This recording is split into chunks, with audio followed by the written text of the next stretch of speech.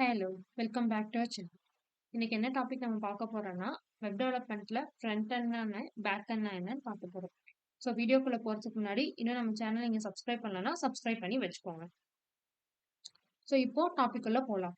Web டெவலப்மெண்ட்றது one of the most powerful பிளாட்ஃபார்மா இருந்துட்டு இருக்கு. ஸோ நீங்க இப்போ ஒரு கம்ப்ளீட் வெப்சைட்டை நீங்க டெவலப் பண்ண போறீங்கன்னா, அதுக்கு முன்னாடி ஃப்ரண்ட் எண்ட் டெவலப்பரோட ரோல் என்ன, பேக் எண்ட் டெவலப்பரோட ரோல் என்னன்றதை நீங்க தெரிஞ்சு வச்சுக்கணும்.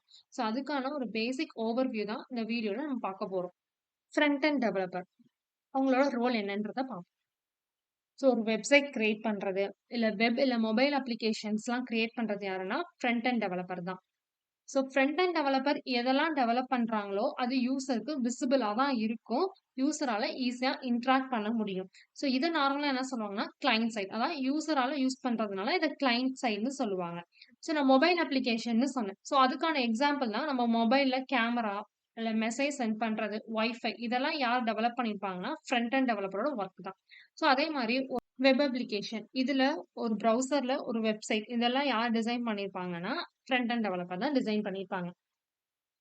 ஃப்ரண்ட் எண்ட்ல என்னென்ன டெக்னாலஜிஸ்லாம் யூஸ் பண்றாங்கன்னா HTML, CSS, JavaScript இதெல்லாம் வெப்சைட் டிசைன்காக யூஸ் பண்றாங்க. AngularJS, React.js இதெல்லாம் அதோட ஃப்ரேம் ஒர்க்கா யூஸ் ஆகும்.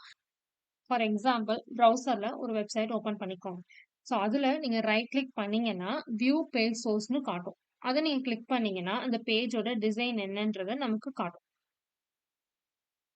ஸோ அந்த டிசைன்ல பாருங்க, HTML யூஸ் பண்ணி அந்த பேஜை டிசைன் பண்ணியிருக்காங்க. பிளஸ் CSS யூஸ் பண்ணி அந்த பேஜை ஸ்டைல்ஸ் பண்ணியிருப்பாங்க. ஸோ ரியல் டைம் எக்ஸாம்பிளா நான் என்ன எடுத்திருக்கேன்னா Gmail எடுத்திருக்கேன். ஸோ இதுல லாகின் பாஸ்வேர்ட் இது கொடுத்து சைன்இன் கொடுத்தீங்கன்னா அது உங்களுக்கு நெக்ஸ்ட் பேஜுக்கு போகும். ஸோ இந்த மாதிரியான டிசைன், அதோட லேஅவுட், அனிமேஷன், நேவிகேஷன், கண்டென்ட் இதையெல்லாம் யாரு கிரியேட் பண்ணியிருப்பாங்கன்னா ஃப்ரண்ட் எண்ட் டெவலப்பர் தான் கிரியேட் பண்ணியிருப்பாங்க. ஸோ இப்போ நான் யூசர் நேம் பாஸ்வேர்ட் கொடுத்துட்டேன். அது சைன்இன் பண்ணதுக்கப்புறம் அது எங்க எனக்கு நேவிகேட் ஆகும்னா அதோட ஹோம் பேஜுக்கு எனக்கு ஆகும்.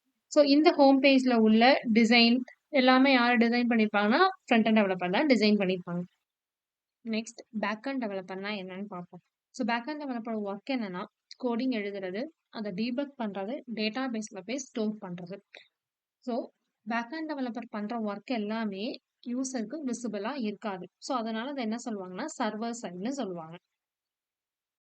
ஸோ பேக் எண்ட் டெவலப்மெண்ட்ல என்னென்ன லாங்குவேஜ்லாம் யூஸ் பண்ணுவோம்? ஃபார் எக்ஸாம்பிளுக்கு Java, CPP, .NET. So data பேஸ்க்கு என்ன எக்ஸாம்பிள்னா SQL.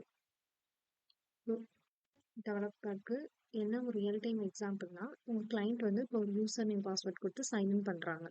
ஸோ அப்போது அது நேரம் எங்கே போகும்னா சர்வருக்கு போகும். சர்வர்லேருந்து டேட்டா பேஸில் போய் செக் பண்ணும் அந்த யூசர் நேம் பாஸ்வேர்ட் இருக்கான்னு. ஸோ அந்த யூசர் நேம் பாஸ்வேர்ட் இருந்ததுன்னா திரும்ப அது சர்வருக்கு ரெஸ்பான்ஸ் பண்ணும். ஸோ அதுதான் என்னன்னா இந்த சர்வர் ஒர்க்கும் டேட்டா பேஸ் ஒர்க்கும் யார் மெயின்டைன் பண்ணுவாங்கன்னா பேக் அண்ட் டெவலப்பர் தான் மெயின்டைன் பண்ணுவாங்க. ஸோ இதுதான் பேக் அண்ட் டெவலப்பரோட ஒர்க். ஸோ இப்போ ஒருத்தவங்க உங்களை ஒரு வெப்சைட் கம்ப்ளீட் வெப்சைட் எனக்கு டெவலப் பண்ணி கொடுங்க அப்படின்னு கேட்டாங்கன்னா நீங்கள் முதல்ல ஃப்ரண்ட் ஹேண்ட் தெரிஞ்சிருக்கணும், பேக் ஹேண்ட் தெரிஞ்சிருக்கணும், டேட்டா பேஸ் தெரிஞ்சிருக்கணும். ஸோ அதை தான் என்ன சொல்லுவாங்கன்னா ஃபுல் ஸ்டாக் டெவலப்பர்னு சொல்லுவாங்க. ஒரு கம்ப்ளீட் வெப்சைட்டை டிசைன் பண்ணுறவங்க பேர் தான் என்னன்னா ஃபுல் ஸ்டாக் டெவலப்பர். ஸோ எதுவும் டவுட் இருந்தால் கமெண்ட் செக்ஷனில் கமெண்ட் பண்ணுங்கள். தேங்க்ஸ் ஃபார் வாட்சிங்.